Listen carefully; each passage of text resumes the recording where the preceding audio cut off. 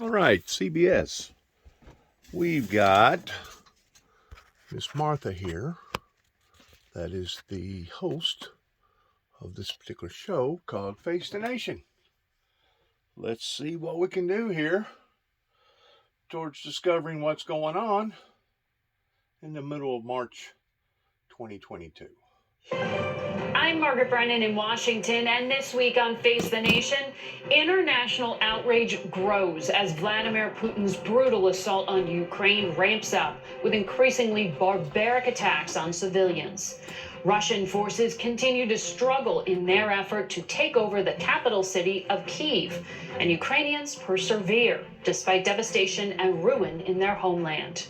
We'll speak with Secretary of Defense Lloyd Austin about the new weapons the U.S. is sending Ukraine and the delicate diplomatic dance to arm them. And after President Biden warns Chinese President Xi not to help Russia with their invasion, Chinese ambassador to the U.S., Qin Gang, will speak with us exclusively. Ukraine's ambassador, Oksana Markarova, will also join us, and we'll have a rare Sunday interview with Senate Republican leader Mitch McConnell. Finally, we'll check in with former FDA Commissioner Dr. Scott Gottlieb. It's all just ahead on Face the Nation.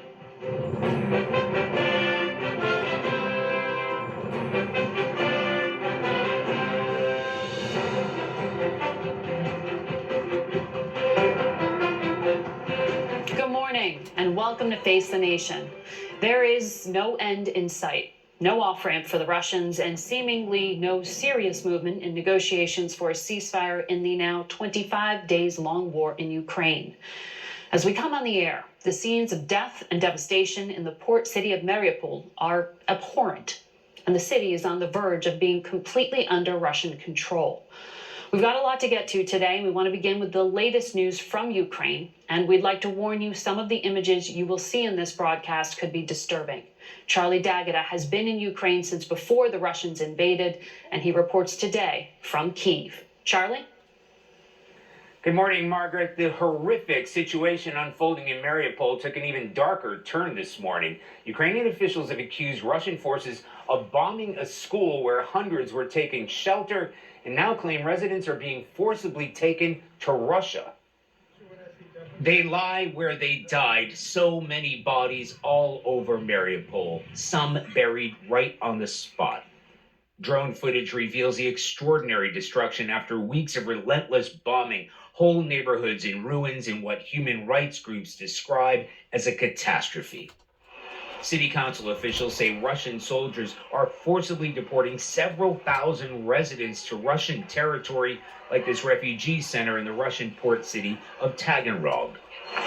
Resident Lyudmila Slivka said they didn't have much choice.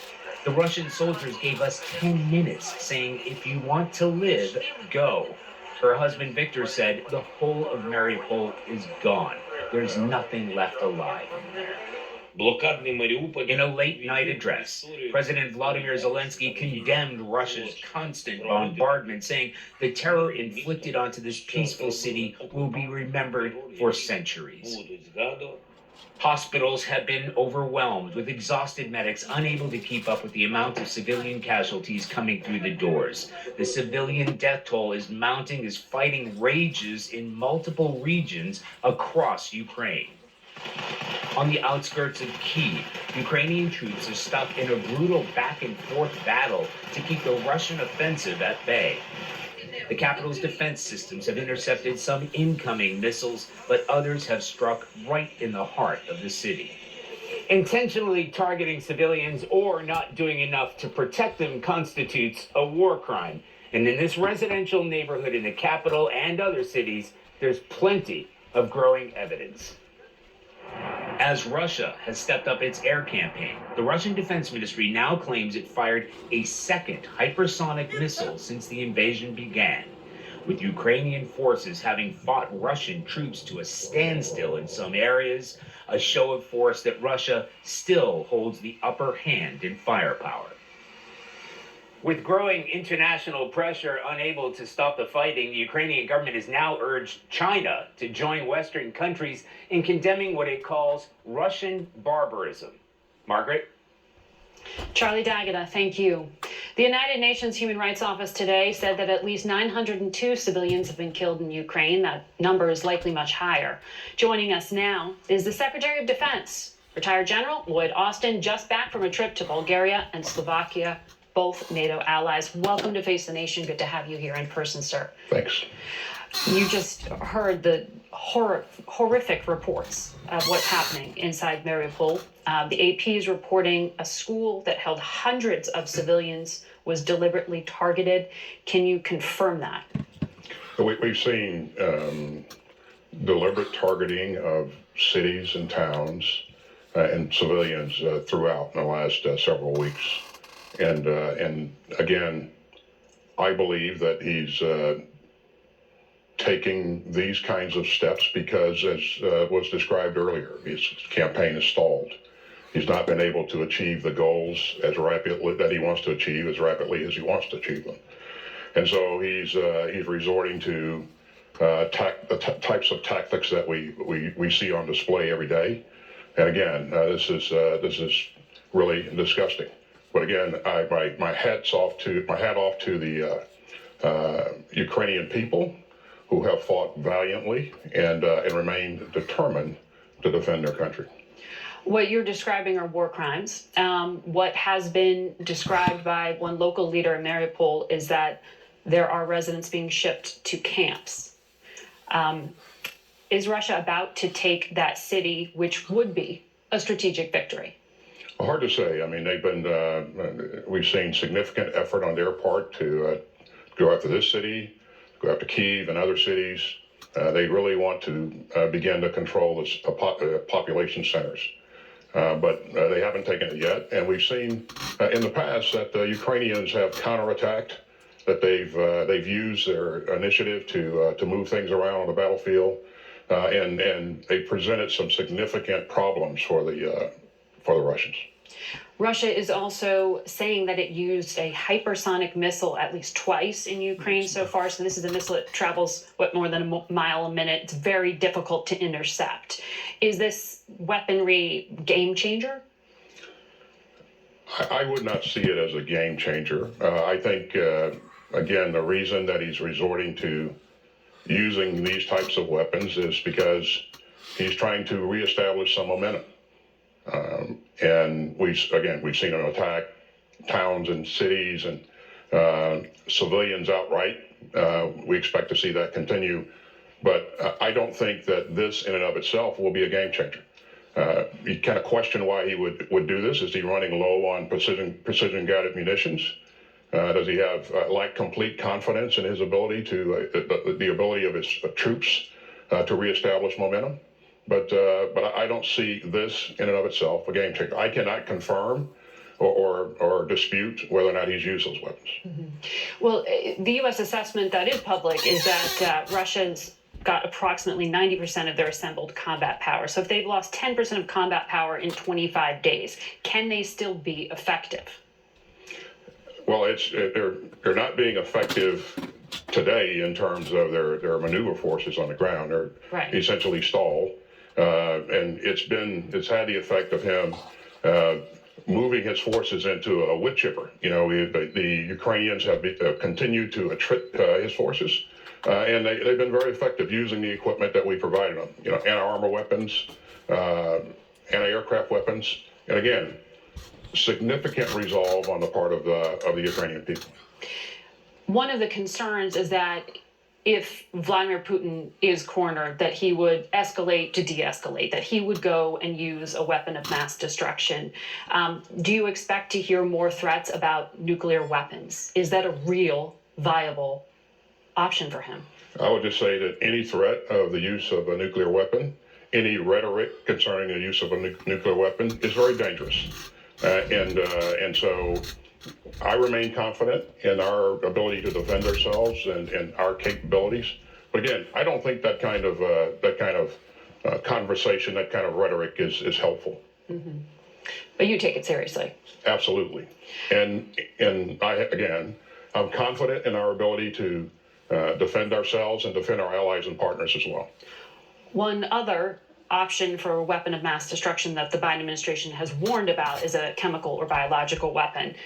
Vladimir Putin gave this chilling speech earlier this week where he claimed the Pentagon was supporting biological programs at dozens of labs in Ukraine, which the Biden administration has just said that's completely false information. China has repeated this as a talking point, though. Would using a weapon of mass destruction like this change the U.S. calculus? Is there a level of catastrophe here where the United States could not sit on the sidelines? I think if a chemical or biological weapon was used, you'd see a significant reaction from not only the United States, but also the global community. And again, I don't want to speculate about what exactly would change our calculation. I think engaging in hypotheticals is probably not helpful here either. But I think this is a very serious step. And as you heard our president say, we won't take that lightly. Mm-hmm. And when Vladimir Putin talks about that, you think it becomes more likely? I think what we've seen from the Russians in the past is they're raising issues and creating a pretext so that if they did something in the battle space, they could blame it on somebody else, either Ukrainians or us, NATO, and this could possibly be what we're seeing today. Secretary of State Blinken has said private mercenaries are being mobilized to move into Russia, or to move into Ukraine by Russia. Are you seeing Russia send in reinforcements? We've heard from a number of sources that this is in fact going on. We've not seen mercenaries show up on the battlefield, to my knowledge. So. And no reinforcements yet from foreign sources? No. Moscow is blasting the United States for pouring in weapons. You talked about all the things that are game changers. You say the anti-tank, the Stingers, the $800 million that the president authorized and the Secretary of State signed off on. When does that equipment begin to arrive? And what makes the most difference in terms of what we are providing Ukraine? We've been providing this type of equipment throughout, and this enables us to provide more. In the last 2 weeks, we've provided over $300 million worth of equipment to Ukraine, and the $800 million that the president signed off on here just recently brings a total to over $2 billion in terms of the amount of security force assistance that we've been providing to Ukraine. I would remind you that we've had trainers there since 2014, along with some of our other allies. And not only have we provided them equipment, but they were ready to use that equipment once we provided it. The equipment that the Ukrainians say they want are to help close the skies, essentially. These S-300 systems, the Russian-made systems that are in Eastern Europe right now, how quickly can you get that into the hands of the Ukrainians? If we can get it in, if our allies or partners do have this type of equipment available, they're ready to go. They are ready to go, and so what we'll do is we'll continue to work with them and continue to work with other allies and partners to not only create the conditions to provide that kind of assistance, but also work to ensure that they have the ability to protect their skies going forward as well. So. All right. We will watch your trip to Europe again. Mr. Secretary, thank you for your time. Thanks. Face the Nation will be back in a minute. Stay with us.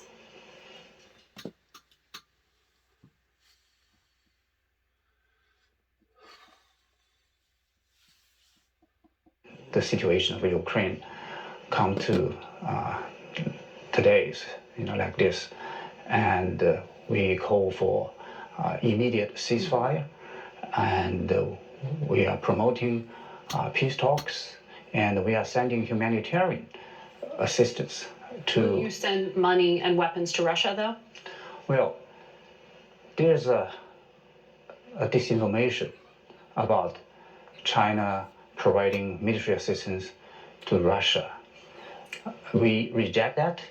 You won't do so. What China is doing is send foods, medicine, sleeping bags, and baby formula, not weapons and ammunition to any party. And against the war, as I said. We will do everything to. See, they're being very crafty in their dance, and they're not making any decisions, being the middleman, not swaying to the far right or far left. These people are very crafty.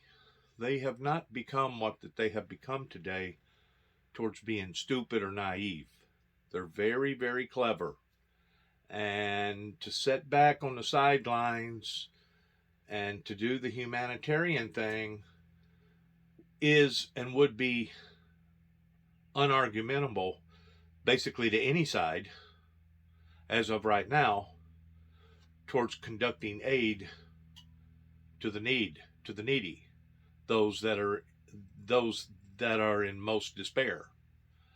I'm pretty sure before this is over with, relentlessly China will be given a not so much an opportunity, but they'll be given a massive decision towards what side of the party that they're actually going to fall upon. And in their decision could make a difference towards whether or not this is just a minor skirmish that we're now seeing, or turning this into a major third world war. I pray to God that there won't be nukes. I pray for peace. I pray for safety. I pray for security. But as of right now, the things that have relentlessly unveiled themselves in the past 3 weeks, it looks like this is going to be a long-term, long-haul type situation. And whenever I say long-term, long-haul, who knows? I mean, World War II, I think it lasted, 7 or 8 years? I mean, there's various wars that has timelines on their wars. War ordinarily don't last forever, but it's pretty obvious that we have synced off into a time of war versus a time of peace. And it's really sad because people seeing this type of stuff on TV, it's very contagious. It's extremely contagious. And the next thing you know, the level of severity will go up, not only internationally, but also on a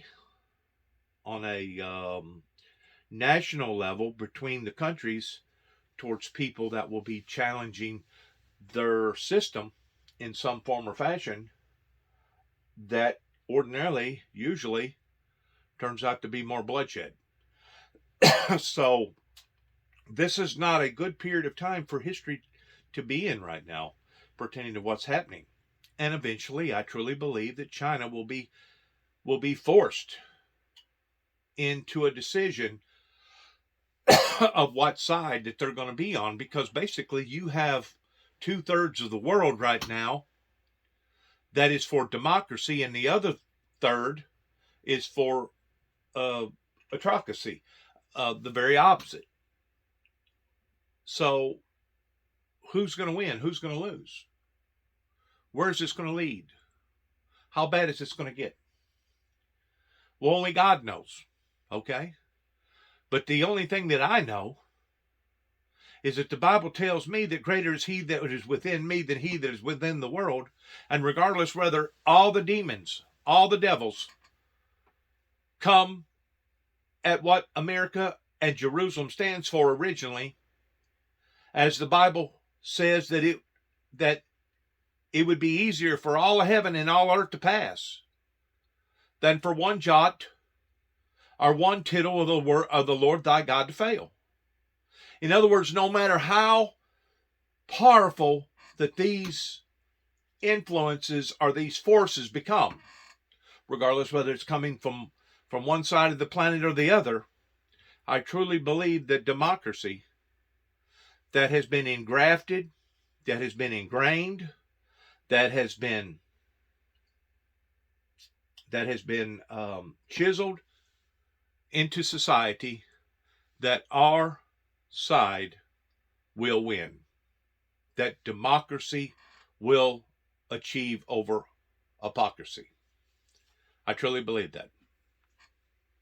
So we're on this now Mexican standoff type situation towards let us see, as the Missourians has their logo engraved into their state senate towards being the show me state.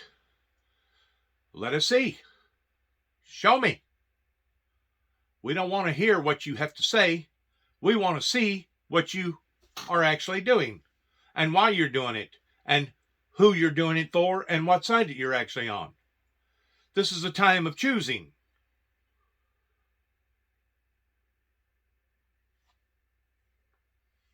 Escalate the crisis. Russia's foreign minister said yesterday that Moscow and Beijing will only get closer because of what's happening. Is he right? Well, China and Russia has a trust relations. It was built over many years. It was built on many issues. You know, we have a long shared borders as long as over 4,000 kilometers. So we have a lot of common interests. And this trust relations with Russia gave us a unique position indeed, in the international efforts that's for exactly peace talks. and that's exactly what the White House is saying, that you are in such a position of power here to pick up the phone and call Vladimir Putin. Has Xi Jinping, your president, told Vladimir Putin to stop the invasion? Do you condemn it? Actually, on the second day of Russia's military operation, President Xi Jinping did talk to President Putin. Was that their last phone asking call? President Putin to think about resuming peace talks with Ukraine. And President Putin listened to it, and we have seen 4 rounds of peace talks have happened. Let me continue. You know, China's trusted relations with Russia is not a liability. Actually, it's an asset in the international efforts to solve the crisis in a peaceful way. You know, and China is part of the solution. It's not part of the problem. So are you saying, though, just so we're clear, are you saying Beijing will not provide financial support to Moscow to prolong this war? China has normal trade, economic, financial, energy cooperations with Russia. As I said just now, so it's not changing. You're not changing your relationship. These are the normal business between two sovereign countries. You mentioned based on international order laws, including WTO rules. And let's talk about those international laws, because 4 days ago, the International Court of Justice ordered Russia to stop its military actions. China abstained from that. The vote was 13-2. The only country that stood next to Russia was China. Well, that sounds like you are condoning and not condemning. China makes its observation and conclusion based independently, based on the merits of the matter itself. On the one hand, the United Nations Secretary General said that Russia invaded. Yeah, we oppose. On the one hand, China opposes the UN purposes and the principles, including that the respect for the national sovereignty and the territorial integrity of all countries, including Ukraine. Okay. On the other hand, we do see there's a complexity in the history of the Ukraine issue. And we are in the opinion. Russia amassed more than 150,000 troops at China's border? Well, that's why we want well, just to be clear, to have a China, friendly, good neighborly relations with Russia. But you would recognize that's not good, friendly, neighborly relations with 150,000 troops on the border of a neighboring country, and then to send those troops into that country. Well, In those circumstances, why can't you condemn this as an invasion? Well, don't be naive. Condemnation It sounds naive to say that's not an invasion. It's doesn't solve the problem. 100,000 I would be surprised if Russia will back down by condemnation. What is urgently Will they back needed down if your president asks Vladimir Putin to back down? Will your president ask Vladimir Putin to back down? We have done so. They rely and we will on continue to promote peace talks and urge immediate fire. And condemnation only doesn't help. We need wisdom. We need wisdom, we need courage, and we need good diplomacy. Well, Vladimir Zelensky says he would like to meet with Vladimir Putin. Vladimir Zelensky's in a bunker. Vladimir Putin is at a political pro-war rally right now. You can't have diplomacy when it is one country, the only one country willing to actually negotiate. China has good relations with Russia, has good relations with Ukraine, and China keeps close communications with the United States and with Europe. They enable China to reach to all parties' concerns in the crisis. So China's unique role, can help the peaceful settlement of the crisis. I keep hearing you say that. I want to understand how China is helping. If you are not condemning, if you are not cutting off Vladimir Putin from continuing this war that is roiling the entire global economy, sending food prices and energy prices spiking. China wants stability. But why not cut off Vladimir Putin? We have already made it very clear that, national sovereignty and territorial integrity of all countries, including Ukraine, should be respected and protected. But as I said, condemnation only cannot work. What we need is good diplomacy based on vision, wisdom, and courage. And looking ahead, the enduring approach to the security issue in Europe. I want to talk to you about one quick thing. I want to weigh in here on what he just got to saying. They are taking the safe road. That way they're not actually shooting themselves in the foot financially, economically, towards not basically taking sides. But at the same time, you got to realize what this gentleman is saying. He is saying that the president of the leader of China has asked President Putin to reevaluate his decisions, that diplomacy is always better than war. Now, I don't know why Margaret can't understand that, or if she's just dead set and trying to say that the China people are for this war, because in reality, they really are not. They're really not taking sides towards a war or against the war. They're trying to treat everybody equally, but at the same time, I realize, and I hope that she does too as well, and I feel like that she does, that this guy here is kind of taking back seat to the degree of this situation in regards towards it's already broken out into a war. It's one thing to use these type of tactics before a war ever breaks out, all right, towards telling everybody to settle down, telling everybody to behave. But now it's already broken out. So now they have to go to the next level, China does, and that's what I was saying a while ago. They're going to be forced eventually to have to make a rational decision.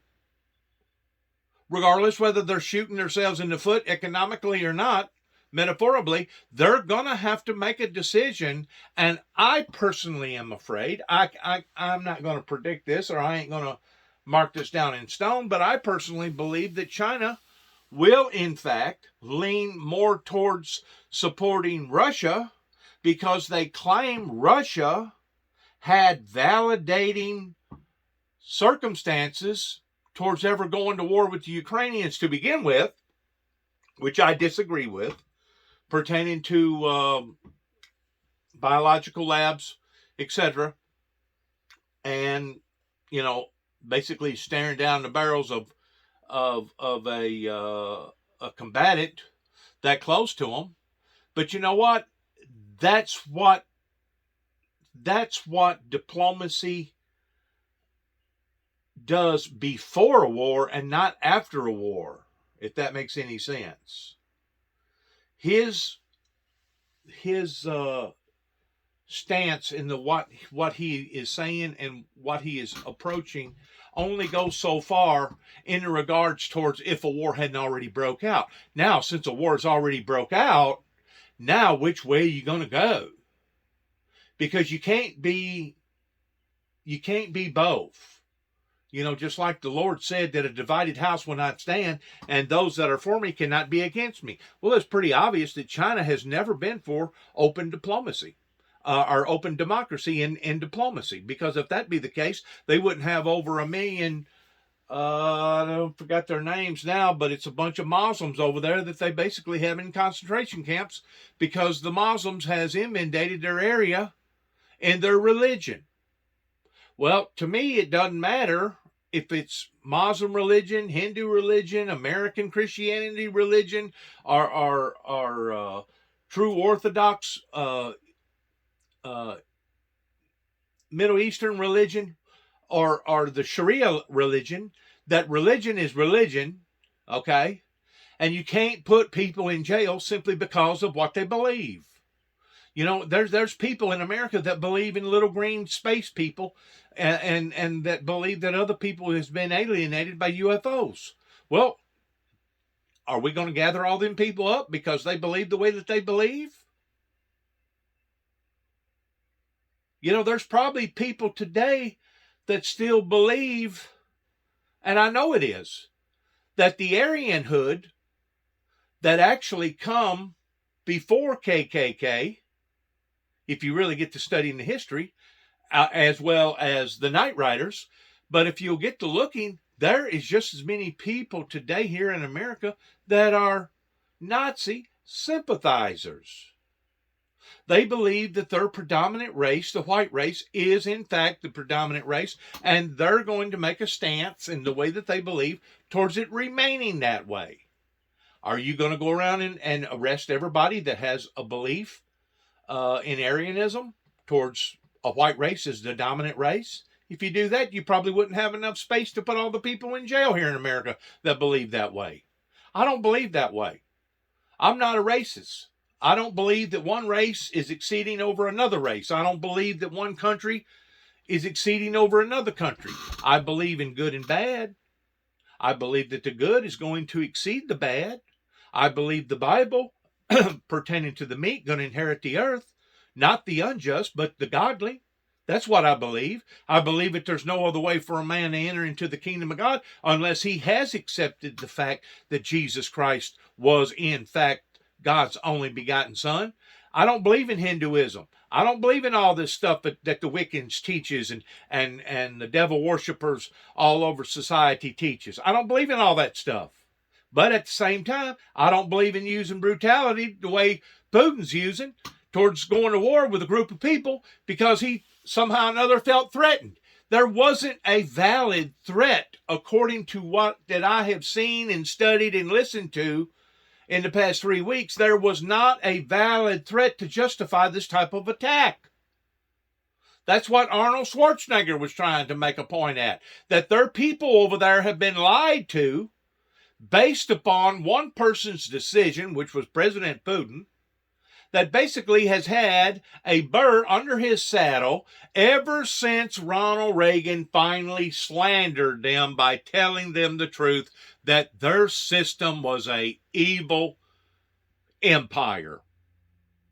And that's whenever it created that much more anxiety. Keep in mind, there was other uprisings that happened before Ronald Reagan ever come onto the scene towards making that gesture, because Poland and other countries over there at one time used to belong to Russia.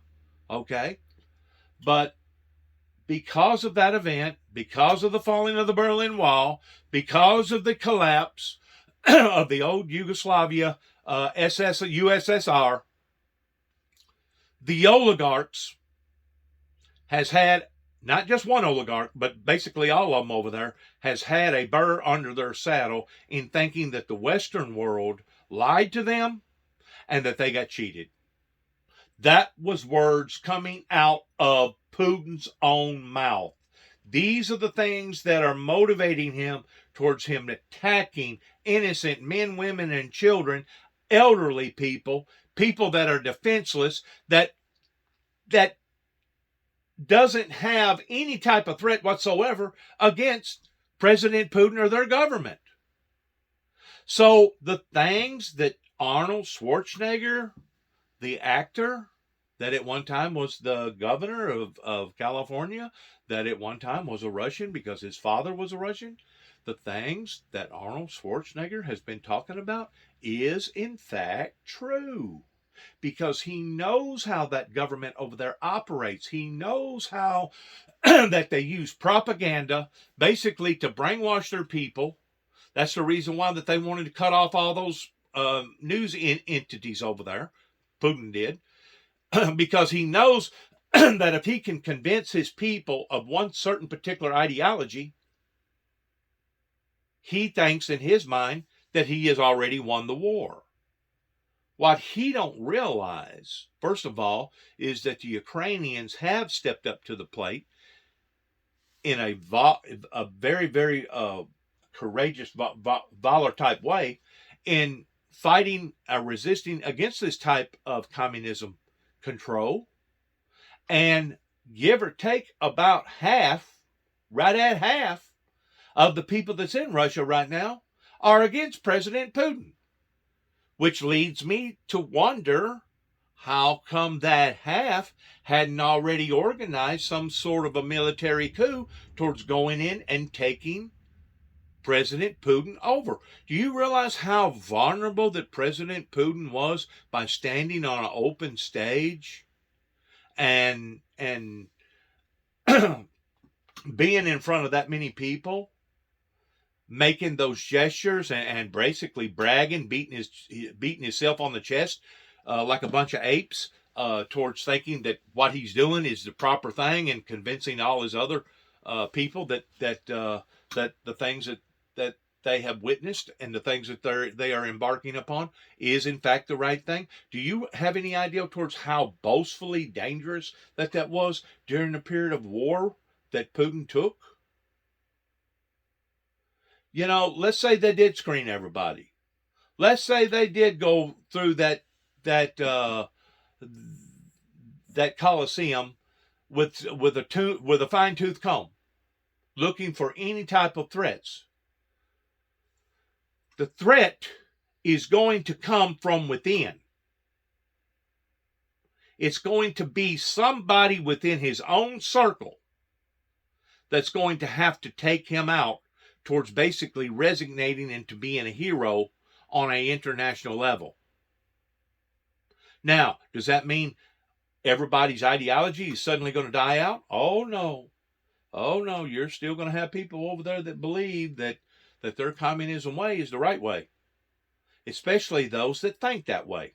You know, you got people right here in America that thinks towards them being, I'm going to use this analogy so that you can understand it better, that thinks that being a slave owner towards enslaving your employees or enslaving people, enforcing them into doing things that they really don't want to do, they think that that's the proper right way of handling their affairs. Even on the level of whips and chains if necessary. Well, today we know that we don't use whips and chains, literally speaking, but metaphorically speaking, they do use whips and chains. And I'm just going to use this analogy for an example.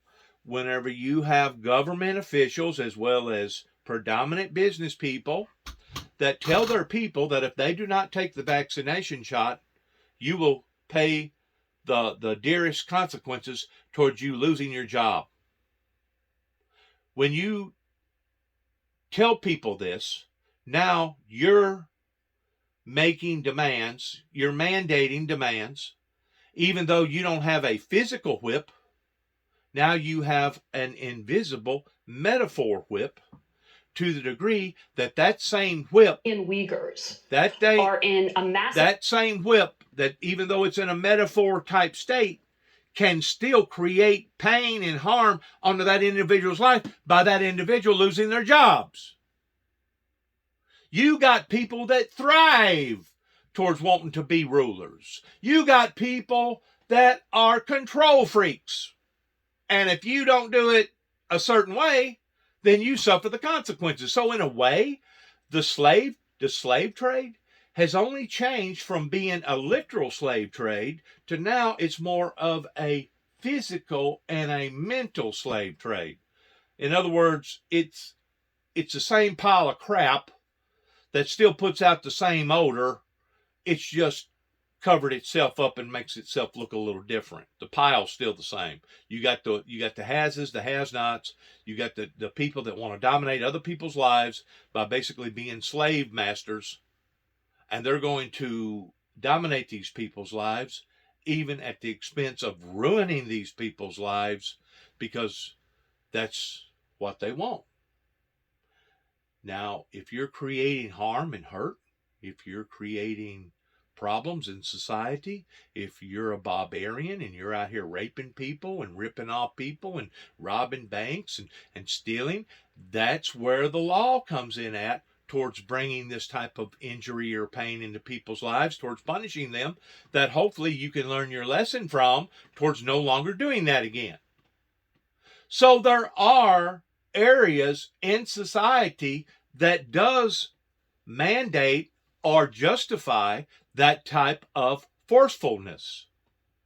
But it's to the majority of those under that leadership. What they're doing in China is not a democracy. standing by. Stay with us. It's not a democracy. It's a hypocrisy, or hypocrisy in the degree that you got slave owners over there that want to rake in all the glory. They don't want to give none of their people the opportunity of being able to be successful, in the degree like people over here in America are successful. Towards the end of the year, you tally up your losses and your gains. It's called your Internal Revenue Service 401k, or not 401k, but your W240 or whatever it's called, in debating whether or not your business has profited or your business has not profited. And of course, if your business doesn't profit after a certain period of time, ordinarily they go bankrupt. Ordinarily they got to shut the business down. Well, over there in these communist controlled countries, they get all the profits. That's what I think has motivated this, because for the past 2.5, 3 years, going on 3 years now, since COVID has broken out, it has costed the oligarchs millions and millions of dollars. They have taken back seat to this, not just by having to be out the money for the vaccinations, but now they have taken losses in their productivity, and they're not being working and making the same products that they was making. So this has jarred the communist control system to the point that I truly believe that Putin thought that this was the way of wreaking his losses and making up for his losses by taking over Ukraine, and it would all tally out. But what Putin failed in pertaining to his leadership is that he did not think that they was going to be such of a resistance group, number one, and he did not think that the world was going to retaliate the way that the world's retaliating against this type of barbaricness. Kentucky this morning. Good morning to you, sir. Welcome to Face the Nation. Good morning. President Biden heads to Europe this week to meet with NATO allies. You helped give him about $13 billion in urgent support, along with the rest of Congress. What do you expect the president to deliver this week? Well, we've given him plenty of money. I think he needs to step up his game. He's generally done the right thing, but never soon enough. I mean, let's take a look at what's happened here. The Ukrainians have killed more Russians in 3 weeks than we lost in Afghanistan and Iraq in 20 years. I think we ought to go into this believing the Ukrainians can actually win. And the way they win is for us to get these defensive weapon systems to them as rapidly as possible. For example, I am perplexed as to why we couldn't get the Polish Russian MiGs into the country. The Ukrainians have plenty of pilots, know how to fly them. In those Eastern Bloc countries, they have Soviet ground-to-air systems that the Ukrainians know how to work. We have the resources we've given to the president to get those weapons in there as rapidly as possible. Right. And then we provided loan guarantees to the countries that ship the weapons into Ukraine to purchase new weapons and probably better weapons from us. So what I'd like to see the president do is to reassure our Eastern Bloc allies. It's fine to go to Brussels, it's fine to go to Berlin. I'd like to see him go to Romania or Poland or to the Baltics. They're right on the front lines and need to know that we're in this fight with them to win. There aren't a lot of policy differences here, really. You agree with the president that there should not be a no-fly zone. There's a matter of a few dozen MiG fighter jets there, but I don't hear a lot of policy differences from Republicans. In your view, does the $13 billion that you all just authorized ensure the funding of a Ukrainian insurgency if the government were to fall? Like, how long does this money last for? Well, if they need more, we ought to give them more. Look, this is a way to have a no-fly zone in effect, to have these weapon systems, ground-to-air weapon systems, give them a fighting chance to control the air, to shoot down the planes and others that are seeking to control the air without the U.S. having a no-fly zone that has our own pilots in there. So I think the weapon systems are available. Look, I think we need to change our attitude here. The Ukrainians can actually win this thing.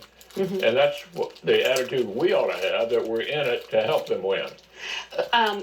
You are very clear in your language there, but others in your party have not been. Congresswoman Liz Cheney has said there's actually a Putin wing of the Republican Party these days. I think she's referring to Congressman Cawthorn, who called Zelensky a thug.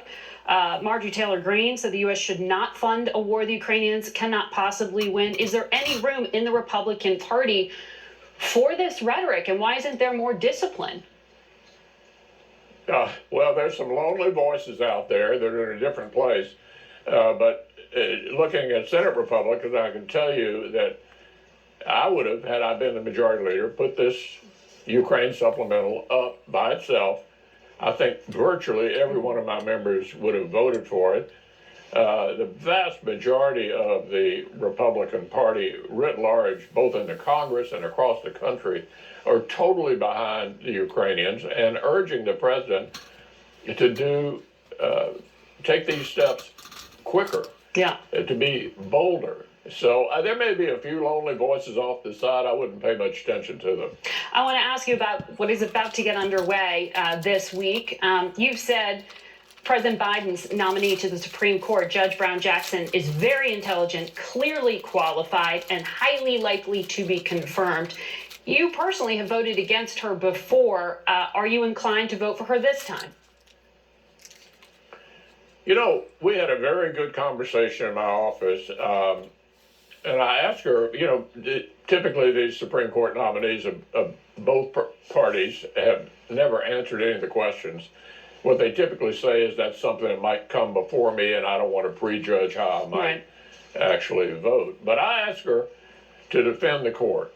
Ruth Bader Ginsburg and Justice Breyer both publicly opposed court packing. That is, trying to increase the number of court members in order to get an outcome you like.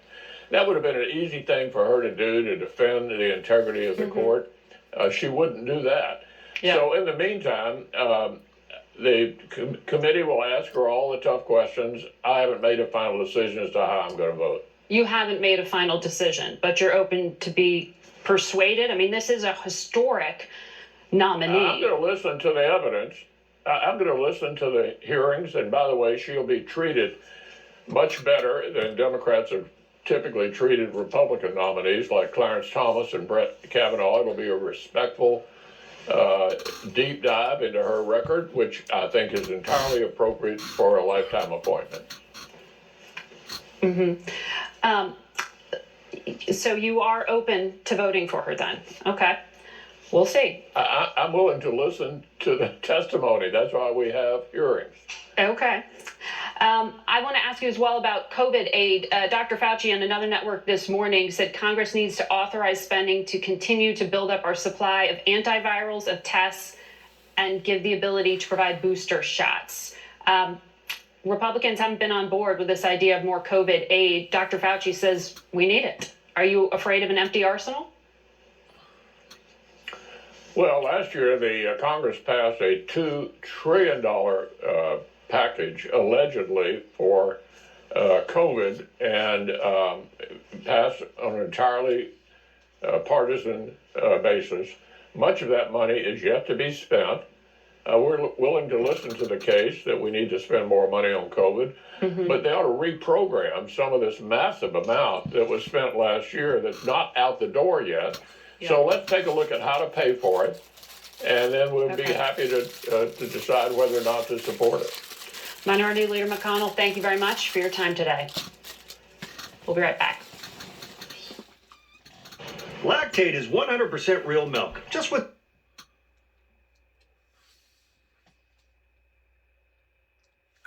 It's all supposed to be based around security and safety. And whenever our politicians has failed us the way that they have, they're now squirming in regards towards getting involved in this major conflict that's happening over in Russia. Once again, to Ukraine's ambassador to the U.S., Oksana Markarova.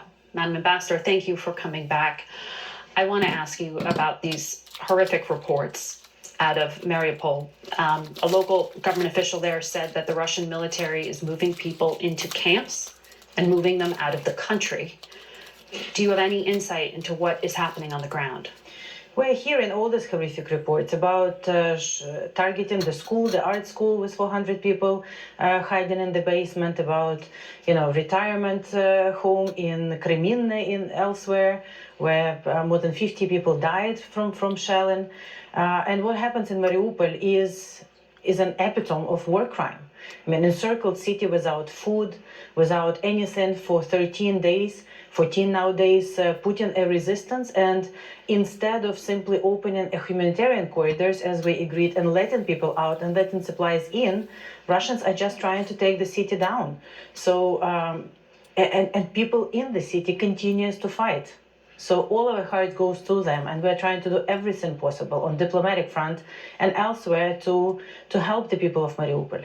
Does the government have any idea exactly where these people are being moved? I mean, the reference to camps was compared to World War II when Nazis forcibly moved people into other countries.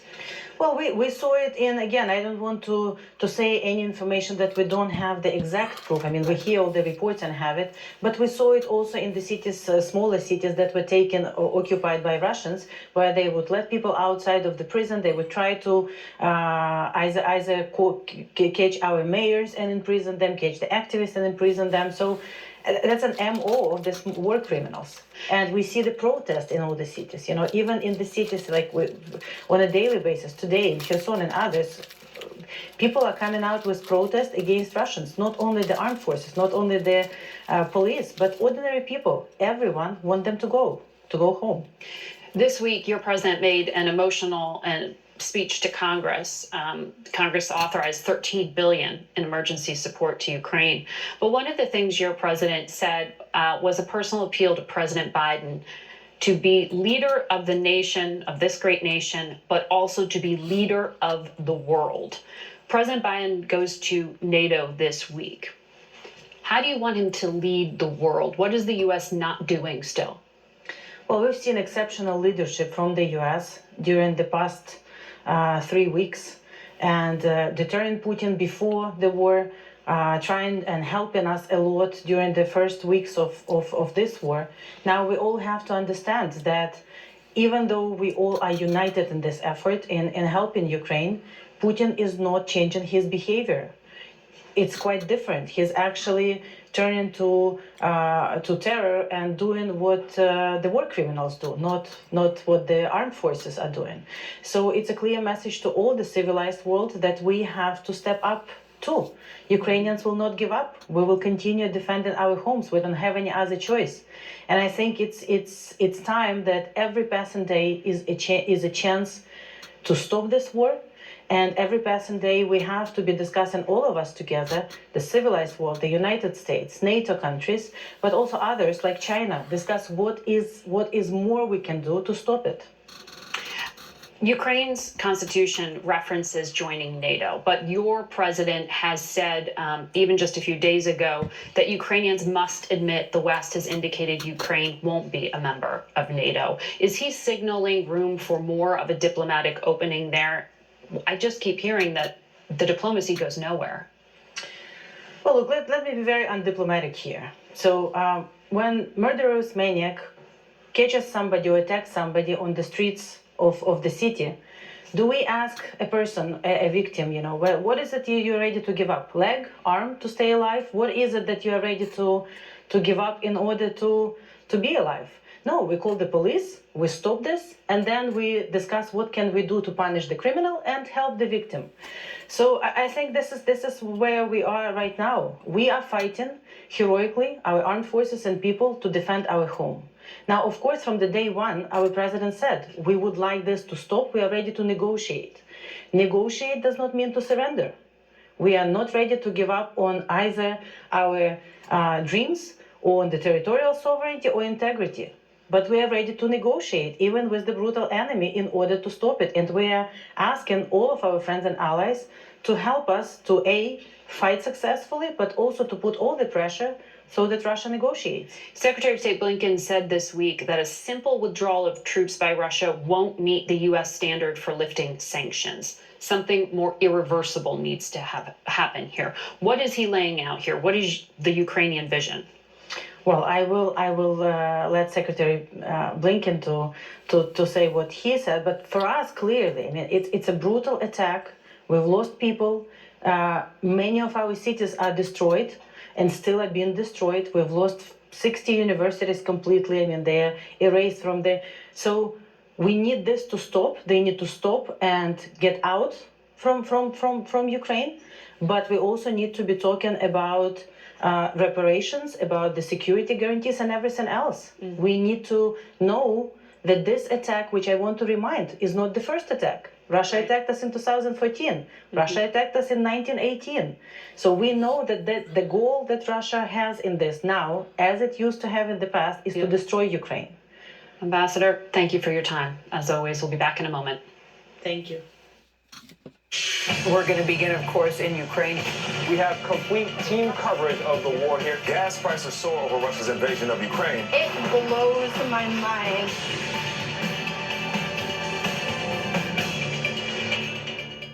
CBS. All right. Let's see what else Margaret's got to say in this Face the Nation show here. By the way, Miss Margaret, don't you think that she looks good in red? That's probably one of her favorite colors because I see her in red probably as much or more so than any other color. But to me, this is just me speaking, she looks fantastic towards presenting herself the way that she presents herself in red. We turn now to another issue of increasing concern, that of the rising number of COVID cases, particularly in China and Europe. Our Liz Palmer reports from London.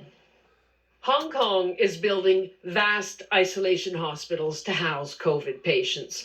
It's shut down businesses, beaches, and public transport. But even so, currently has the highest COVID mortality rate on Earth, due largely to unvaccinated old people. Right next door, mainland China is fighting to stave off disaster.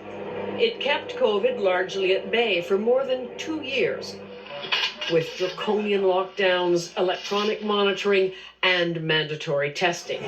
But now, Omicron has taken hold. China has just reported its first deaths in more than a year, along with almost 2,000 new cases. 37 million Chinese are currently under lockdown. And about 50% of people over 80, 17 million of them, have not been fully vaccinated. Europe, too, has seen a surge in infections. The week Britain dropped all COVID restrictions, even tests for arriving travellers, UK hospital wards began to fill up. We're starting to see an increase in our patients who need to be admitted and treated for coronavirus. The good news is the death rate hasn't gone up, and the surge does seem to have peaked. And finally, heroism in Kharkiv, Ukraine, where, in spite of the war, doctors kept on treating their COVID patients and set up a bomb shelter in the basement, just in case. It's now just over 2 years since the WHO declared COVID a pandemic, and this week they reminded us that, in their estimation, we're only about halfway through. Margaret? Elizabeth Palmer in London. Thank you. So, if that be the truth, and there's really no need not to believe that it's not the truth pertaining to COVID, that tells me that there's going to be that many more supply chain issues. That tells me that the prices are going to continue to go up on the shelf. That tells me that hard times is ahead, because now we're dealing with two major elements, to where before we was only really dealing with one, even though the Afghanistan war was still going on. We're dealing with the COVID element, and now we're dealing with the Russian element. Usually, every action demands a reaction, especially based upon people suffering and based upon hard times. Personally, if their information is correct about COVID, which once more I have no need not to believe that, I personally believe that we have not seen nothing yet pertaining to the harsh reality towards what various government officials is willing to do in the survival of their nation. And until we're willing to go back in doing our first works over again, just like the Bible talks about, towards talking to the churches, until we're willing to reestablish ourselves, not only politically, but also spiritually, I truly believe that these issues that you've just learned about and just seen on this particular YouTube platform are only going to intensify and are only going to drastically get worse. Whenever you add both elements together, okay, it's just like The Perfect Storm, the movie The Perfect Storm. Whenever you had a low pressure and a front coming from one direction and another front coming from another direction, you had the elements of a perfect storm. That's the reason why it basically took the lives of those sailors the way that it did during the time that they was out there, I guess on the Plymouth Bank or somewhere going towards Spain, or pretty close to Spain, North Africa. They run into severe problems out there pertaining to the storm. The perfect storm. The elements was right. It turned into a monster. That's exactly what's going to happen here. It's going to resonate into a monster. It's not just going to be event number 1 versus event number 2, but it's going to turn out to be a monstrous event that could very well push or lead into World War III. Because the elements is there. Now, could we retract and retrieve? And could God heal our nation and the planet? Yeah, he could, if we would allow for him to do that. But as of today, what is this, March, right at March the 20th in 2022, No, it ain't March the 20th. I think I'm ahead of the game because March the 22nd is my birthday. That's whenever I turn 61. But I'm within a week of my birthday. Let me put it that way. I right around a week of my birthday, and here we are in the year 2022, and we're facing off on these major elements that, if we do not watch, will turn into a monstrosity, a monstrous element on a global, international scale.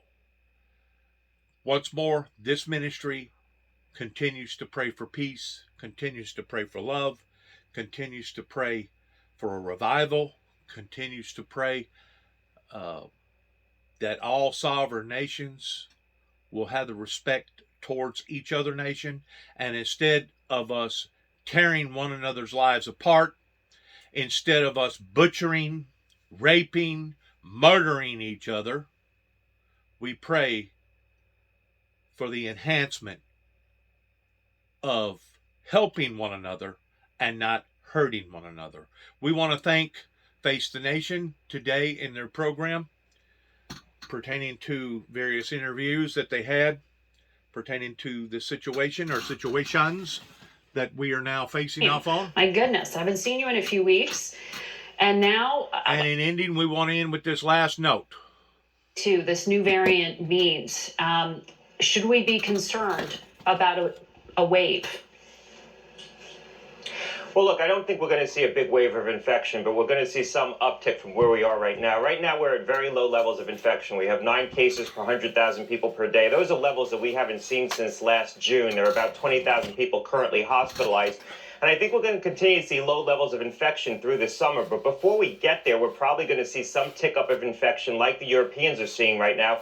Maybe not as pronounced, and there are indications that the UK is already peaking, but some increase in infections. And that's a result of BA2, which is probably 30 to 50% more transmissible than the Omicron variant that became prevalent here, as well as the lifting of mitigation. People are going out more, they're interacting more, and some declining immunity from people who were boosted a long time ago or infected a long time ago.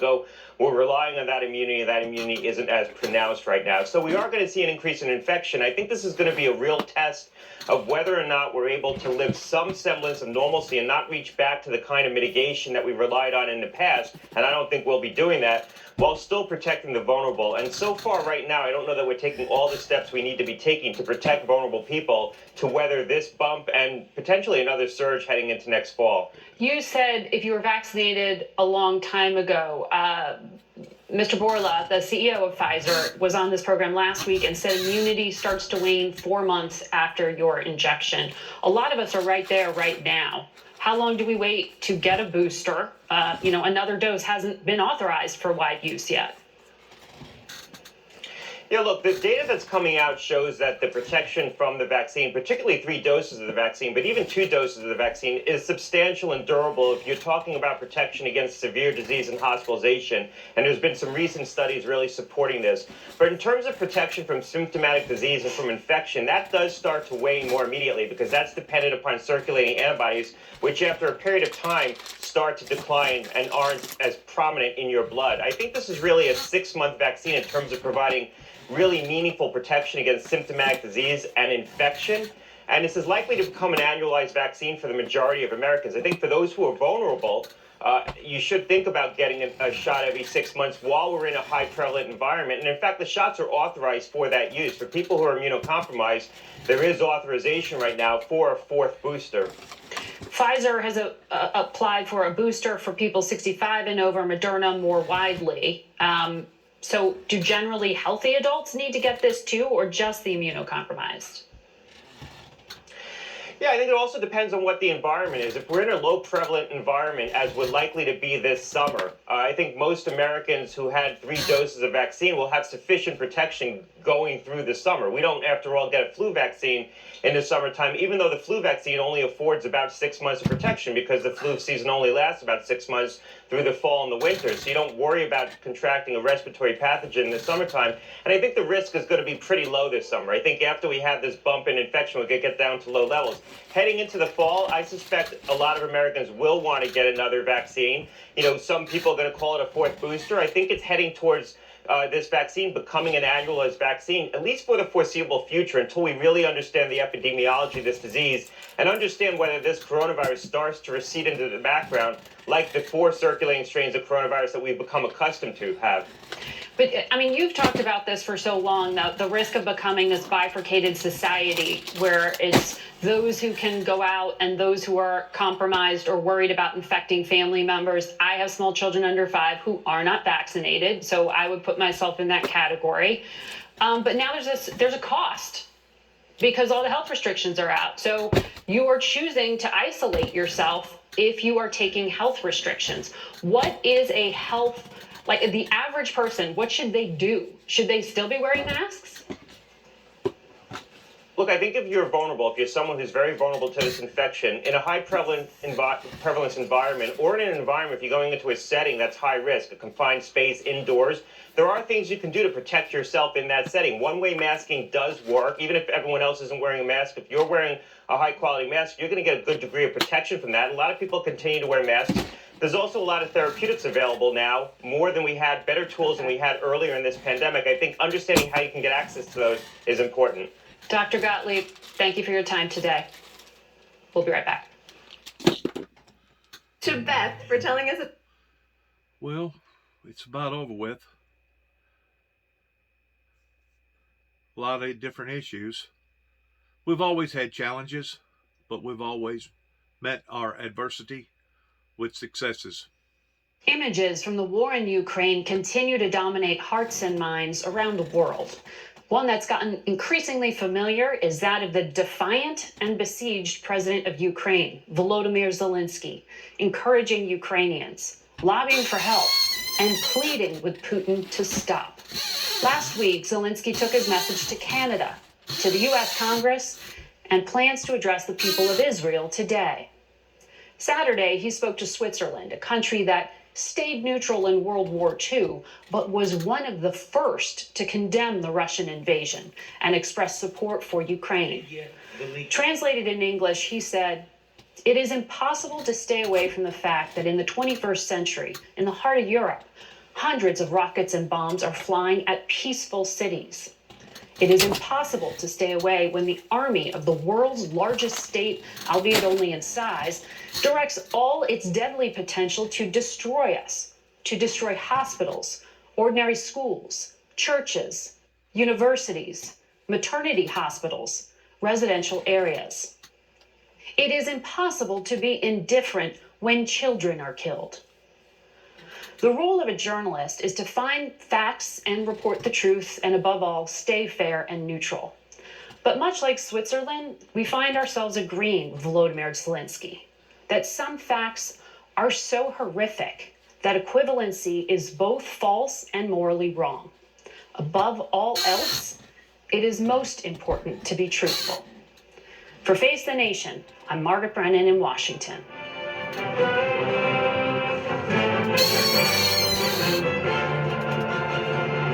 We want to say thank you for their episode here on TV and to pray for the situations at hand. Always remember the vulnerable, the weak, the elderly, and pray for peace.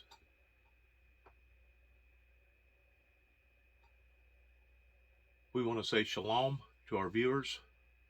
God bless America, and God bless America's endeavors towards the remembrances of the sacrifices that's been made for not only our democracy today, but for our democracy forever. Let freedom ring is our message today, coming from Face the Nation. Good luck to all of us as we end our program all the time saying shalom and God bless America.